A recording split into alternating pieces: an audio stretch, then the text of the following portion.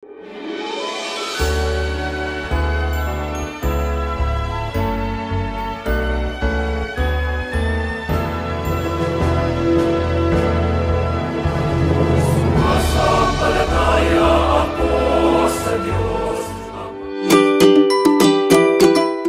sukli ng Diyos.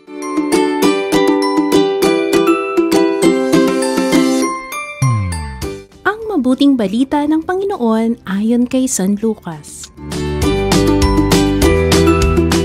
Isang araw ng pamamahinga, napansin ni Jesus na ang pinili ng mga inaanyayahan ay ang mga upuang nakalaan sa mga piniling panauhin.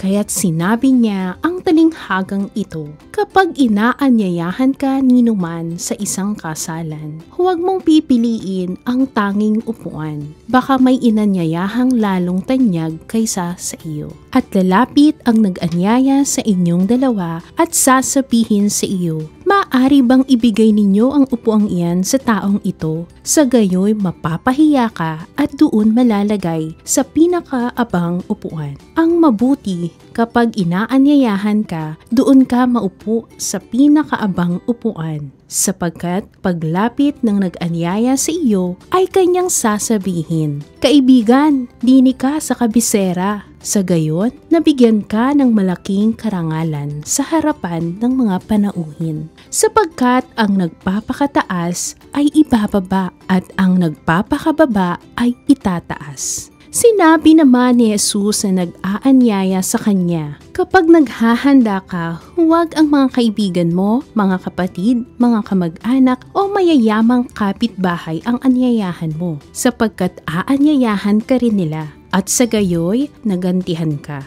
Kaya kung ikaw ay maghahanda ng isang malaking salo-salo, ang mga pulubi, mga pingkaw, mga pilay at mga bulag ang anyayahan mo. Hindi sila makakaganti sa iyo at sa gayoy, magiging mapalad ka. Gagantihan ka ng Diyos sa muling pagkabuhay ng mga banal.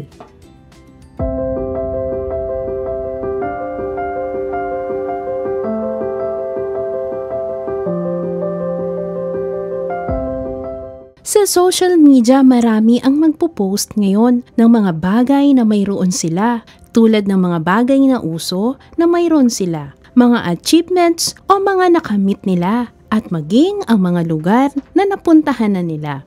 Hindi naman masama ito mga bata, ngunit kung ginagawa natin ito para magpasikat lang at maging angat sa iba, dinadala na tayo nito sa kayabangan mga bata at ayaw ni Kuya Jesus nito. Sa kwento natin ngayon, binabalaan tayo ni Kuya Jesus sa pagiging mayabang.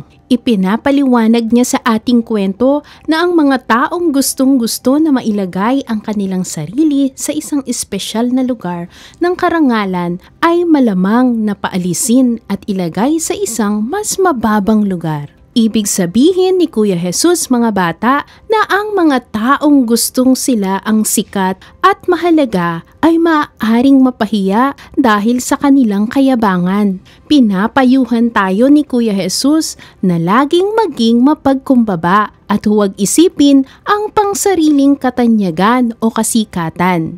Hayaan natin ang iba ang makakita ng ating mga magagandang nagawa at sila ang mag-aangat o pumuri sa atin. Ganito rin kapag gumagawa tayo ng kabutihan. Sabi ng Panginoon, kung ikaw ay maghahanda ng isang malaking salo-salo, ang mga pulubi, mga pingkaw, mga pilay at ang mga bulag ang inyong anyayahan. Hindi sila makakaganti sa iyo at sa gayoy magiging mapalad ka. Gagantihan ka ng Diyos sa muling pagkabuhay ng mga banal. Ibig sabihin, gumawa tayo ng mabuti hindi upang maging sikat, hindi upang maging viral tayo, at hindi upang makatanggap ng anumang gantimpala.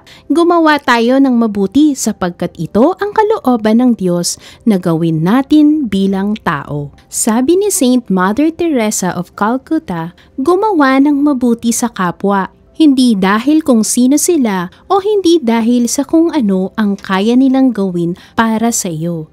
Gumawa ka ng mabuti dahil kung sino ka. At sino ba tayo mga bata?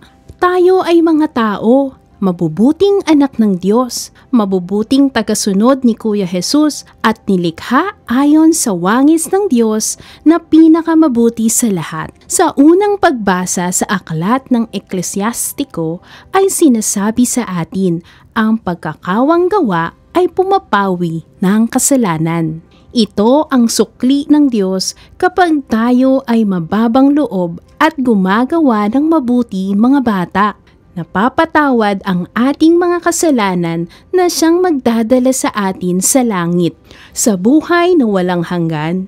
Kaya naman, gayahin natin si Kuya Jesus na modelo natin sa kababaang loob at mabuti sa lahat. Tandaan natin, ang Diyos ay ang gumaganti sa kabutihan nating ginagawa. Siya lang ang ating bigyang kasiyahan at lugod at hindi ang ibang tao.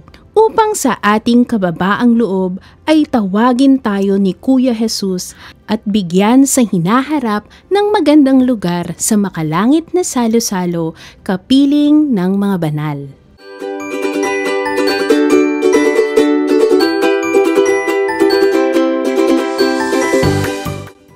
Tayo magiging mapagkumbaba. Una, kilalanin natin na kailangan natin ang tulong ng Diyos. Lagi nating isipin na hindi lahat ay magagawa natin. Limitado ang ating kakayahan mga bata. Kailangan pa rin natin ng bagay at patnubay ng Diyos. Ikalawa, huwag nating isipin na mas magaling tayo kaysa sa iba sapagkat ang lahat ng tao ay pantay-pantay at binigyan ng Diyos ang bawat isa ng pagpapala bagamat magkakaiba ang mga ito. At ikatlo, maging matulungin tayo sa lahat sapagkat hindi lahat ay kaya natin. Kailangan natin ang tulong ng iba, kaya naman inaasahan ng Diyos na tayo ay bukas palad para sa lahat, lalo na sa higit na nangangailangan.